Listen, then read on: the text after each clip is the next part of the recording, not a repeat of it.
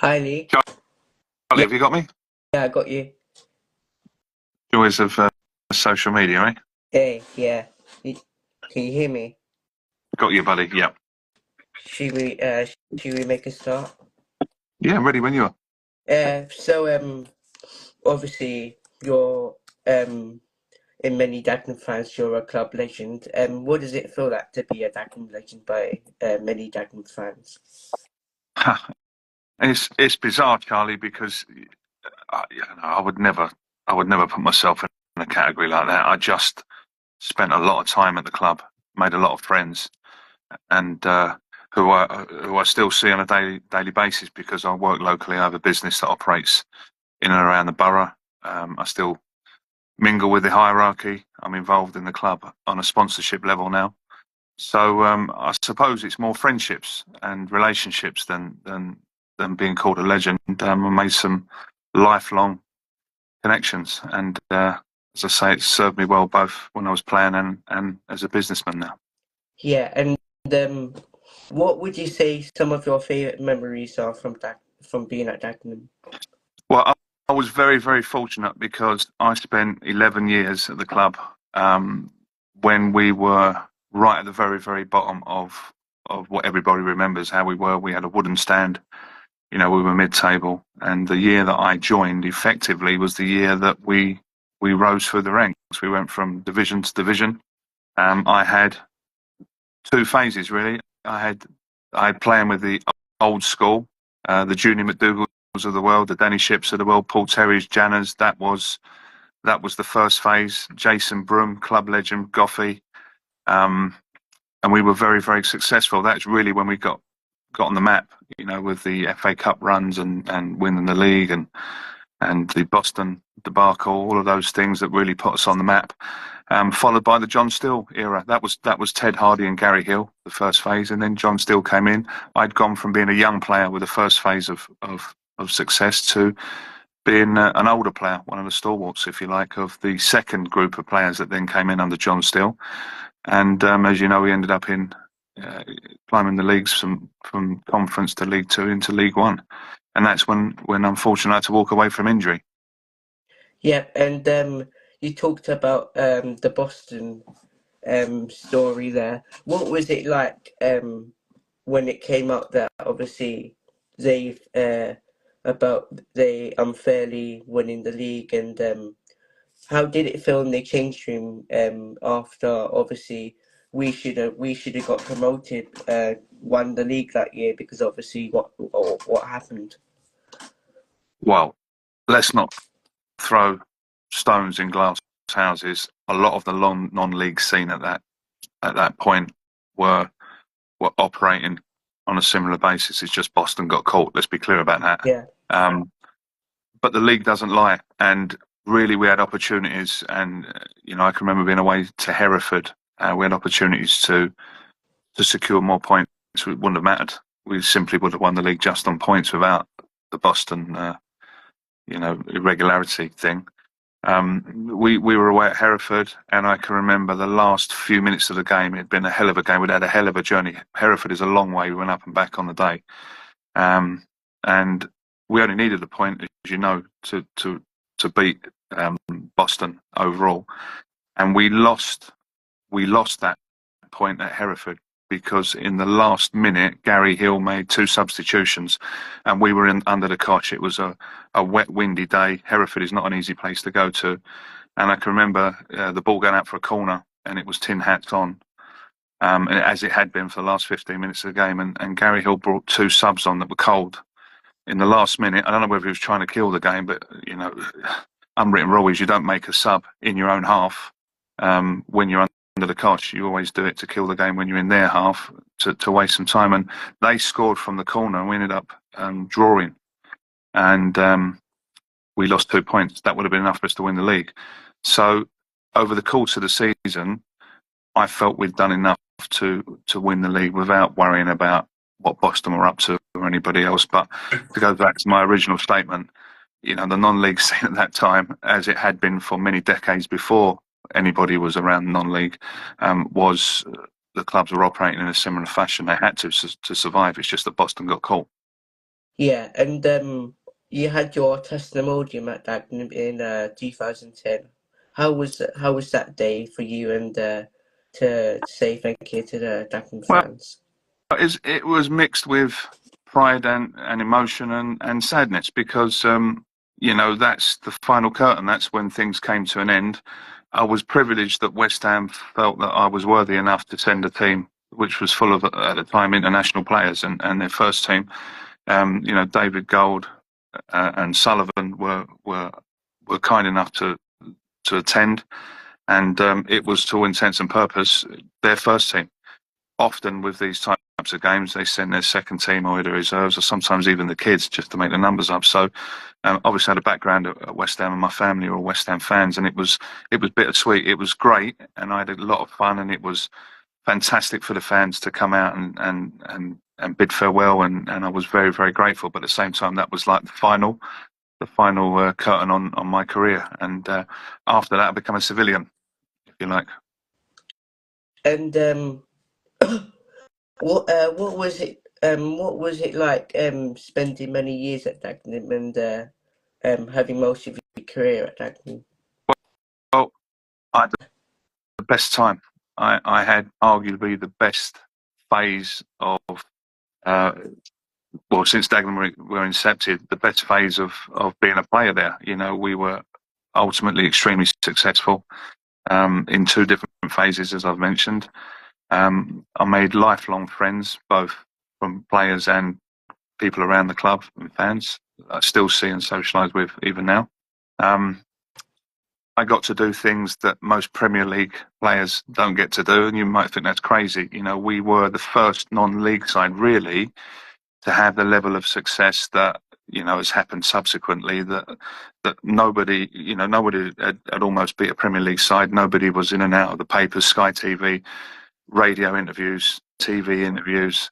I've opened supermarkets. I've done all sorts of stuff off of the back of being a player at Dagenham, which realistically no non-league player has the right to do. We were just very fortunate that we were the Spice Boys of non-league at that time, if you like. And as I say, I've been involved with Paul Terry and Jan as the FA Cup draw. We were live at the FA Cup draw, pulling balls out of a hat. Yeah, only non-league players get to do that because at the time we were something different. Nobody had really done what we'd done, and nobody had the profile in non-league that we had. And I've got no doubt that 99% of the players at Dagenham at that time could have gone on and played at a much higher level. Most of us chose not to for different reasons. Being a non-league player, you also had to work. Yeah, Everybody had second jobs, and for a football league club to match the combined salary of playing football and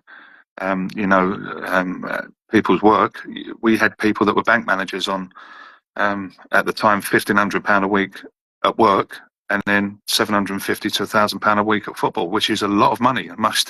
Most second division sides, first division sides couldn't match that.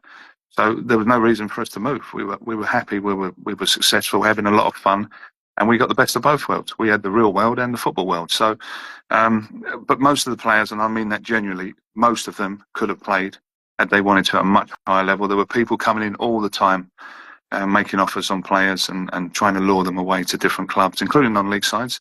I personally could have trebled my wages by going down the road to an Essex side that will remain unnamed. It was desperate to sign me. I think also mainly to get to Gary Hill to wind him up because he was manager at the time, and they were at each other's throats. I could have trebled my wages. I didn't want to go. I was having fun. I was happy. Why would you move? yeah. I make you right on that. What was some of your favourite Dagenham players to play with at your time at the club? There's been so many. Really, there's been so many, and we're all lifelong friends. Even now, I've got two WhatsApp groups for the two different teams that I was lucky to be around, and we're all friends. From people that were obscure that you probably won't remember, like Mark Brennan, who was £1 million player when £1 million was like £100 million. He went to Man City from Ipswich, I believe, for £1 million. We had players like that around us that actually struggled to get in our side. That's how good we were. And then we had people like Junie McDougall, who's still a friend, lifelong friend. Ashley Vickers, one of my closest pals. Lee Matthews, Tim Cole, Mark Janney, Mark Jones, Matt Jones.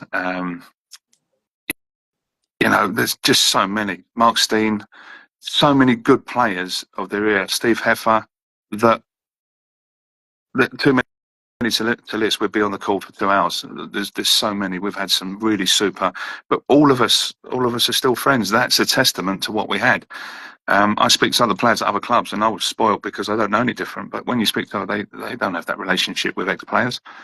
If they keep in touch with one or two, they've done very well. But we had a squad of 20, and all 20 of us are still lifelong friends.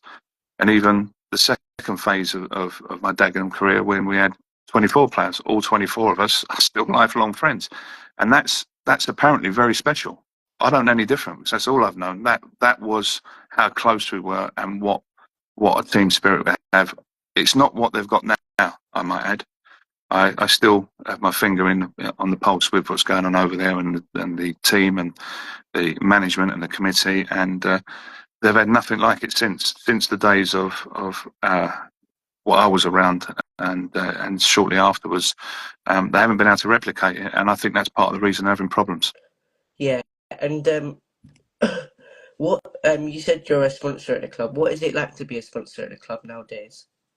Well, I have this thing about giving something back, and in the early days, before the business that I've grown has become all-consuming, I used to coach, and I used to try and give something back, both at an adult level and with the children. I used to run all the soccer schools, and I've always been a firm believer in giving something back. The only way that I can give something back now is financially. I haven't got the time to spend like I would like to do within the community, and the only way I can do that is support certain things that go on, both anonymously and overtly. You'll see our logo at the ground, and there's things that go on behind the scene that I support the club with that no one knows about, and that's the only way I can give something back. But we, even as a family, we always have done. My family are lifelong Dagenham fans and lifelong West Ham fans. I was going to Dagenham 3 and 4 years of age. Yeah, it's in my blood. I wasn't going anywhere. Yeah, and obviously the team that you were in at Dagenham was really successful. And what do you put that success down to? Well, first and foremost, we had ability. All the lads I played with could have played at a high level. They were young, hungry, wanting to do something themselves. Non-league at that time was a different game. You had people that still had to work, that done 2 jobs. Now, I think non-league has turned into sort of a poor man's full-time professional game. That's their only job, and it becomes a job. At that, when you're like that, it becomes a job. The passion perhaps is not there. Like, we were playing because we wanted to play. We were just fortunate enough that we were getting paid to play as well, but we'd have played for nothing. We used to have our own training kit, clean our own training kit, buy our own boots. We were there because we wanted to play, and we had a team spirit that subsequently I realised was second to none. We had players that would die for each other, and we used to go to war, and it was the equivalent of being in at war. We would play sides like Doncaster, and it would be very, very, very physical. And you had to have a certain calibre of person around you, as well as having ability. It had to be tough. Non-league's not like that anymore. The game has changed, in fact, across the board, but certainly non-league. Non-league was always physical and tough. So you had to be tough and have ability. And we had that in abundance. And let's put it this way, we had some players like Matthew Rush, who used to be a big name at West Ham and went to to Norwich for big money. Came across, decent player, loads of ability, wasn't the right fit for the dressing room, lasted like a matter of weeks. And that went on regularly. Players would come in to complement the side, and they weren't right off the pitch as well as on it, so they didn't last. So you had to have both. You had to be a good player, you had to be mentally tough and physically tough to survive in the league, but you also had to be a decent person off the pitch to fit in. Otherwise, you just simply got chewed up and spat out. And one thing that Gary Hill inherited Ted Hardy's team, of which I was one of those. And Gary Hill polished it and brought in some players to refine the side. All of those players were a certain calibre of person, and I think even the fans will agree that in the bar, and that's in the days where they could come in and have a beer and tell us what they thought, and we'd sometimes even bump into them in the nightclubs when we crapped out. They will tell you that they're all decent people and they were all willing to spend some time with them. And I still bump into people that, they were kids then. I used to sign their programs, and now they're adults and they're in business. And it's amazing what people remember because they were decent people. Now, I'm not so sure that they even get allowed to be around the players after a game, and they certainly don't have the exposure like they did with us. So, and that's not a good thing. That's a bad thing. So, yeah, look, that era, unfortunately, is long gone. But I think we had the right era. I think how it was then is how it should be. I think that the relationship between fans and players then were a lot closer than they are now. And I don't think it's ever going back to that. But as a result, it stood me well, and it stood me well in business. Sometimes I go to meetings locally, in and around the borough, even in Havering and places like that, and they recognise you. It opens the door. I know it sounds crazy. It opens doors for you, breaks the ice. Yeah, and you spoke about Gary Hill and Ted Hardy. How important were they to Dagenham's success? And how much did you rate them as managers and people?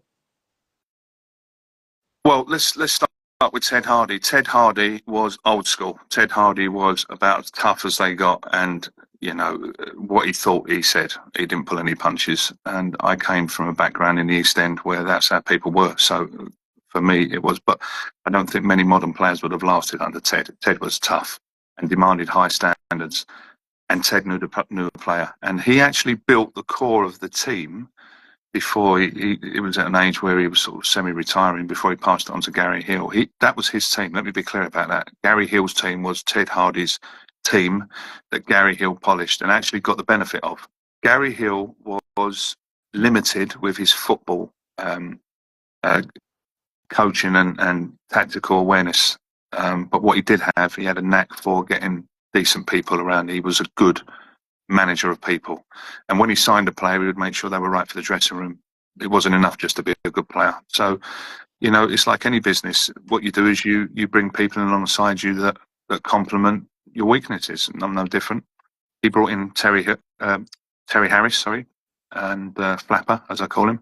That's his nickname. Who done all of that. He'd done all the coaching and all the tactical side. So between the pair of them, they had a very, very good unit. And what he did is he built on Ted's core nucleus of players. I was one of those. Paul Terry, Mark Janney, Danny Shipp, people like that were already there. And he brought in players that sort of complemented that and took it to the next level. And Gary Hill got the benefits, really, of Ted Hardy's endeavours. Gary was part of a phase and an era that really put Dagenham and Redbridge on the map. That's when we started having success with the cup runs, and with doing ever so well in the league and that sort of thing. And the club made a lot of money, and we were able to build stands and do all sorts of things that really led it to the John Still era. John Still took over, as you know, after Gary Hill. John Still was a completely different animal. I actually think in terms of management, John Still was by far my favourite manager because he had everything. He could coach, he could manage, he had an interest in psychology. You would go into John having not played, thinking, right, I'm going to go in and have a conversation, and why am I not playing? And I think I'm able and good enough to play, and I'm fit. And you go in, and he had a knack of having a conversation about everything else that's going on in the world and your life.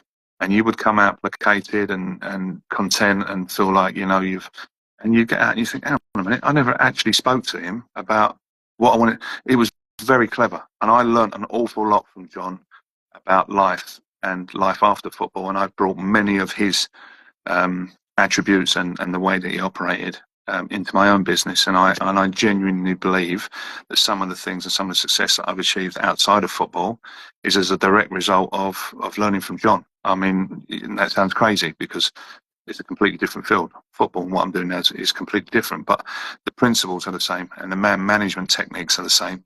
And John was a very, very clever individual, and he had he was very good at finding players that had a little bit of ability, get them in on very little money and build them up and sell them for an enormous amount of money.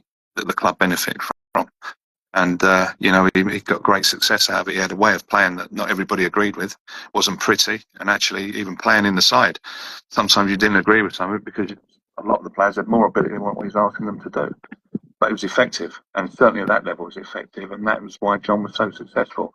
He doesn't need superstars. He doesn't need good players. He needs players that are good at playing his system. And if you think about that, that means that he doesn't have to buy expensive players. And he doesn't have to have prima donna players in the side to be a success. But it's not pretty to watch. But as I say, John was by far and away a more comprehensive manager. He had his finger on every part of the club and was involved at every level. And I learned an awful lot. Yeah, and I guess that you go to games now as you're a sponsor. Well, we've actually got a season ticket over there. My father goes every game.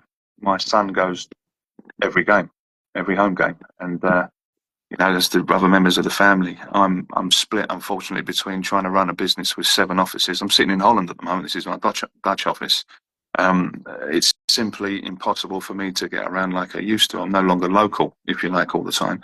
Yeah. But the rest of my family are. And, my son's got a Dagenham shirt with Goodwin on the back, and he goes every home game. So that's the next generation. That's the next generation coming through of Dagenham fan. And it's ingrained, it's in our blood. As I say, I was the same as a kid. My dad used to go as a kid, and we've always been local.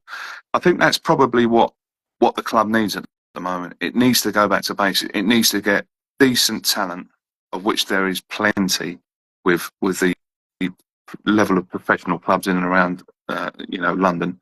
Get local boys back in the side, people that want to play for the club, that actually have some pride for playing for the club. Because if you live near Dagenham, and Dagenham is a big non-league side, you are proud to play for Dagenham because it means something for them. Because all your friends and all your family go over there.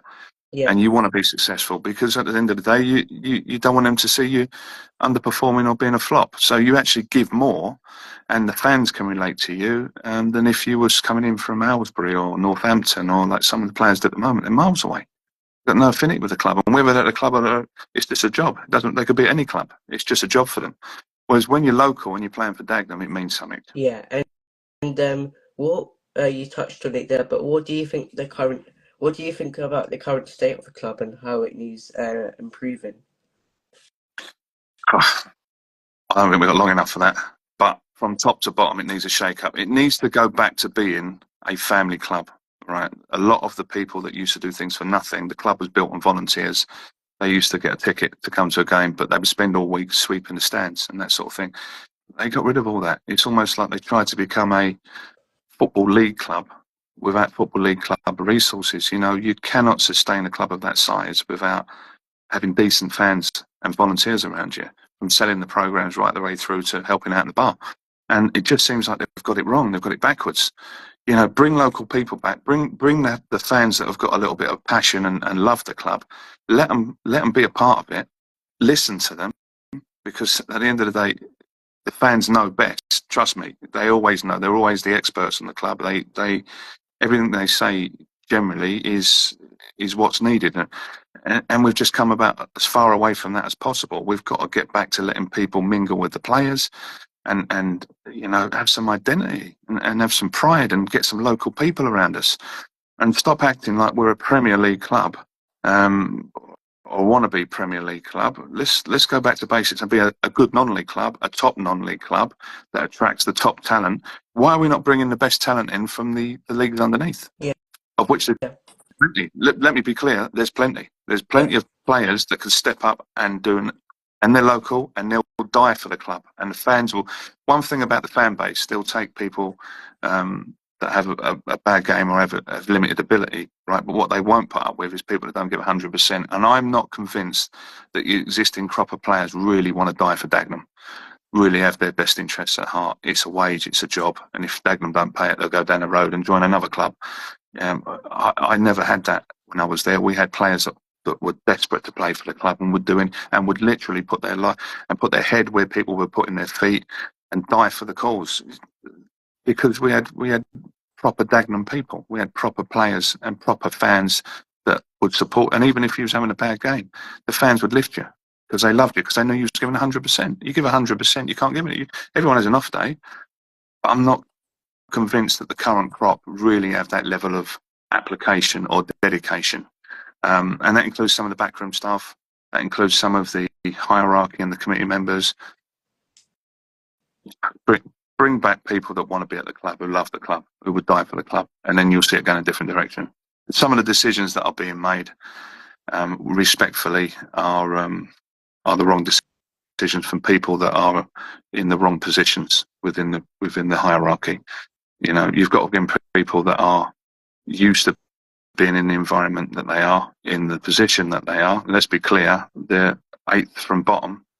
That's a different type of person that you need around the club than someone that's from outside of the area and has never played at that level or never managed at that level, and making decisions that are wrong decisions. So it's not going to change until from top to bottom it needs a revamp.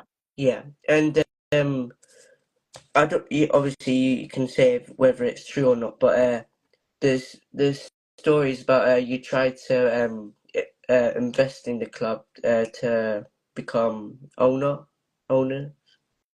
Well, we became aware that the club were in serious financial trouble.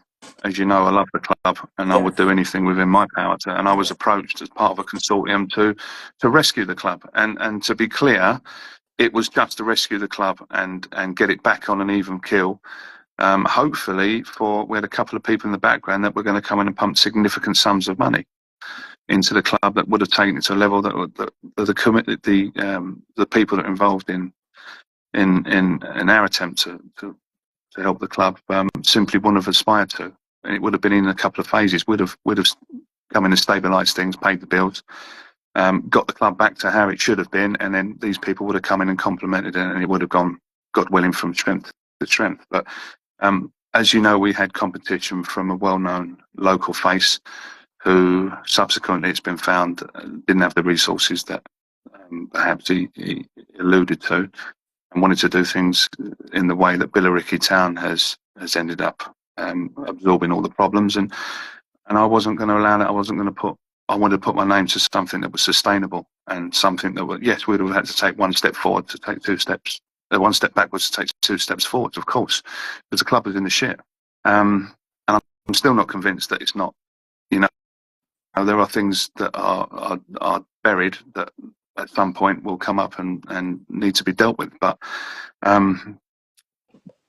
they decided to go in a completely different direction, and we've kind of trod water for a number of years. But the bottom line is nothing's going to change until things change. And the reason that the club is just stagnating is because the setup's wrong, and the people behind the scenes are wrong, and the people that are involved at the coalface are wrong.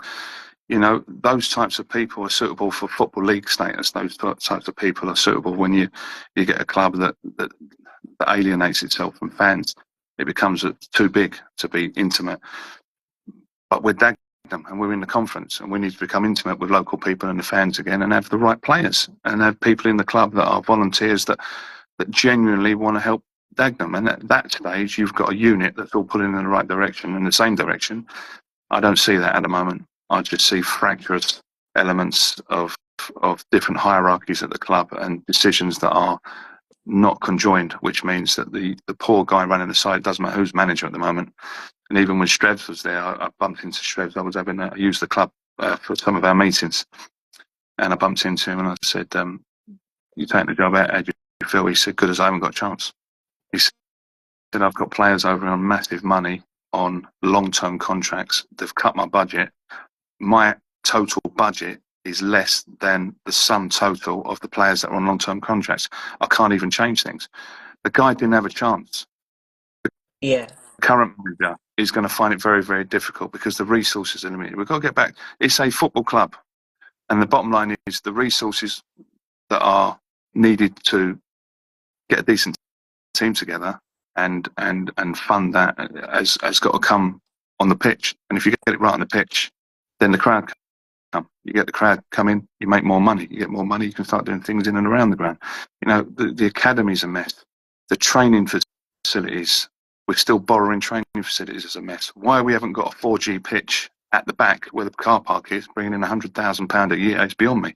And we had the opportunity to do that when the ground was being redeveloped. developed, I understand, and we declined it. I just nuts. I just sometimes you wonder why. Yeah. Is it okay if I ask 2 more questions? Carry on, buddy. No problem. Um, do you think the club will ever get back to where it was? Absolutely, it has all the raw resources available for it to be and it is a top non-league side. The pitch has always been good. As a player, you always want to play at Dagenham. Facilities are good. You know, it should be, as a minimum, a top conference side. I'm talking about every year challenging for honours. It's definitely able to evolve into a solid League Two side. But we've got to go back to what we know best, and what we know best is players that want to play for the club, players that are invested in the club and the fans supporting the players, local talent, local resources. I promise you when I say there is enough players locally to fill that team over twice if you've got the right people around you, bring them in from the right places. Think how many players are released every year from Premier League academy sides that are young players that will be a massive asset not only to the playing staff but also in the future to be able to sell. You can start building stands off the back of some of those sales. Don't tell me there's no players around, because there are. Yeah. It's just someone's got to go out and find them, and the model's wrong. The model's completely wrong at the moment. And it's almost like they're putting fingers in holes in the dam just to fix problems. You know, there's been problems recently, as you know. There's been players that have exited dubiously, and there's whispers that are always emanating out of the camp about things that are going on.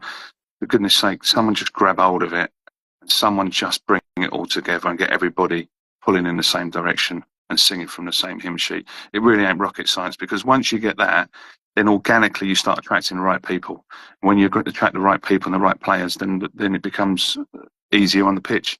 I promise you, when I say our most successful period at the club as players, we didn't have any coaching. We would train, of course. We would train, and we would do fitness and things to keep our. But the team talk was, go out there, enjoy yourself, show us what you got, and excite the fans, entertain the fans. That was enough. We didn't need all this tactics. Yes, you'd have a board with who you pick up at corners, because obviously you can't have someone small picking up at 6'6" centre half. That was it. Go out and play. So it ain't rocket science. You've just got to have the right team around you, and that's the same in life. It's the same in business. If you haven't got the right team, then you haven't got a chance. And it just seems, certainly, look, I'm not inside the club anymore, so I'm sure there's lots going on that I don't know about. But certainly on the periphery and from the outside, it just seems that everything's disjointed, and there's knee-jerk decisions being made, and there's no real investment in the medium and long-term future of the club. It's all short-term, fix a problem, get over this week, worry about next month. You know, where's the crop of young players coming through that we've always had, that are the next Lee Goodwin, the next Lee Matthews? Where are they? The next Kenny Clark? Where are they? I don't see them. You know, we're bringing people in to fill gaps because we need this or we need that. That's not sustainable. That's a quick fix, and it doesn't suit anybody, and there's no longevity in that. And as I say, the only way that that's going to change is a complete overhaul of the culture of the club to a more medium and long-term vision. And it is going to be painful. There's going to be some difficult decisions, and it's going to be tough, probably for a couple of years. But you know, it's like a seed. You put it in the ground and water it, and all of a sudden what happens is it starts growing and it comes to life. And then you start having buds and flowers off of that you never expected, all different colours, and that are assets to the club. I mean, every year that I was at the club, there were half a dozen clubs trying to nick our players. I don't see that anymore. I don't see that. And maybe it's going on behind the scenes, but I don't think so. You know? And that tells you, when people are trying to steal your players and buy them, that tells you that you've got a decent squad.